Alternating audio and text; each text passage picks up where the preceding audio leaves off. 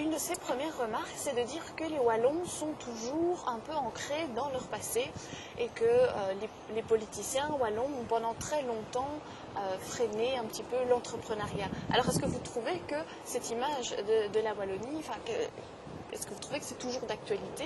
Non, sans doute, mais qu'est-ce que vous auriez envie de dire aux Flamands? Je crois que rien ne ressemble plus à un entrepreneur enthousiaste flamand qu'un entrepreneur enthousiaste wallon, anglais, irlandais, français, écossais, peu importe. Je crois qu'il faut se méfier, je dirais, des généralités. Je crois que toutes les généralités, par définition, sont un peu stupides. Alors qu'il y ait des problèmes liés à l'échec de la reconversion industrielle de la région, c'est dans tous les livres d'histoire. Je veux dire, ce n'est pas un scoop, c'est vrai. Moi, je suis né en 60, la plupart de mes copains qui ont créé leur entreprise, ils ont forcément entendu parler du désengagement industriel en Wallonie, mais pour eux, c'est quelque chose de relativement virtuel. C'est du passé pour eux aussi. C'est du passé, ça fait partie du présent aujourd'hui. Moi, je pense très simplement qu'à partir du moment où l'environnement des entreprises leur est favorable, est hospitalier, il n'y a aucune raison que l'économie se développe moins dans une région plutôt que dans une autre. Nous avons en Wallonie, vous le savez bien, des atouts extraordinaires au niveau logistique, au niveau... nous avons 2 aéroports, un à Charleroi, un à Liège, on a des centres de recherche, des universités, on a beaucoup de populations mobilisables sur le marché du travail. En réalité, on a tout pour réussir. La seule chose qui manque, ce n'est pas des grandes études universitaires, des trucs très complexes, c'est du courage. Du courage. Du courage. Le courage de poursuivre le plan Marshall, qui est une excellente initiative, oui.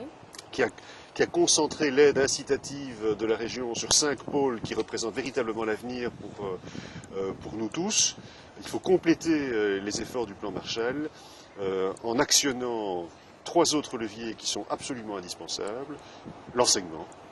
La qualité de l'enseignement en communauté française est extrêmement médiocre. Et on n'a pas encore eu le courage, je dirais, de donner un bon coup de pied dans la fourmilière. 2, l'accompagnement du marché de l'emploi est en train de s'améliorer aujourd'hui. Je pense que l'on peut être raisonnablement positif. Il faut poursuivre l'effort pour associer à l'incitation la responsabilisation des demandeurs d'emploi et surtout promouvoir l'esprit d'entreprise, bien entendu. Alors justement, Frank de Smet disait les Wallons, les entrepreneurs wallons qui réussissent ne sont pas encouragés, alors qu'en Flandre ils sont mis sur un piédestal. Les personnalités importantes dans le milieu économique en Wallonie ne sont pas écoutées. Est-ce que vous ne vous sentez pas écouté?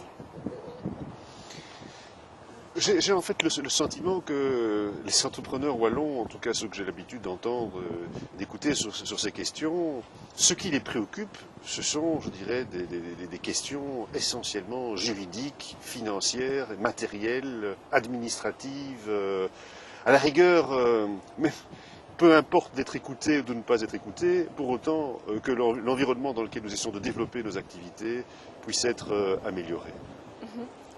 Alors, il y a aussi des chiffres qui sont un petit peu meilleurs pour la Wallonie.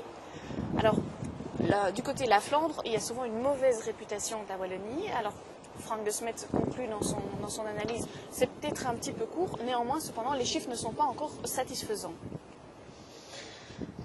Oui, vous savez, c'est la différence entre un bilan et un compte de résultat. Je veux dire, on a la situation actuelle de la région, et puis on se dit quel est le business model à développer pour la région. Je l'ai dit il y a quelques instants, je pense que si on regarde objectivement les atouts de la région au plan logistique, au plan universitaire, au plan du main-d'œuvre qui reste quand même qualifié, voire très, très qualifié, il n'y a pas d'inquiétude particulière à avoir. Et si l'on refait un nouveau compte de résultats, à partir de la situation bilantaire de l'entreprise Wallonie, si l'on met son doigt où ça fait mal, et c'est essentiellement, je dirais, de la responsabilité du pouvoir politique, d'améliorer l'enseignement, de moderniser le fonctionnement du service public, d'améliorer encore l'activation des demandeurs d'emploi, de reconnaître aussi, là nous entrons plutôt dans une sphère qui est plus symbolique, mais qui est essentielle et qui se résume à un mot entreprendre ou entreprise. Qu'est-ce que l'on veut encore faire en Wallonie aujourd'hui? On veut promouvoir l'esprit d'entreprendre. Pourquoi? Parce que le mot entreprise est encore un mot tabou. Les politiques wallonnes se sont réveillés en lançant le plan Marshall. Est-ce que pour vous, c'est le début d'un nouveau commencement, d'un renouvellement de la Wallonie? Ou c'est pas encore? Soyons objectivement, le travail du gouvernement wallon ne pose pas de problème particulier pour les entreprises, à quelques exceptions près dans des domaines spécifiques. Le gros du problème se trouve au niveau fédéral et concerne autant nos amis flamands et bruxellois que la population wallonne. C'est le coût insupportable de l'État qui a un impact que l'on sait sur le pouvoir d'achat de l'ensemble, je dirais, de la société belgique. Parce que l'exportation, c'est indispensable. Il ne faut pas oublier que le marché intérieur représente un levier de croissance important pour notre économie. Donc ça, c'est un aspect qui est fédéral, qui ne concerne pas directement la région wallonne. Et vous avez une responsabilité majeure, qui est celle de la communauté française, où là, on a un problème vraiment très très grave, qui est l'enseignement en général et surtout les messages de l'enseignement. J'ai le bonheur de participer à des jurys pour des opérations de rapprochement entre l'école et l'entreprise. Et je vous avoue que je suis vraiment sidéré de la méconnaissance du fonctionnement de l'économie au cœur de l'enseignement.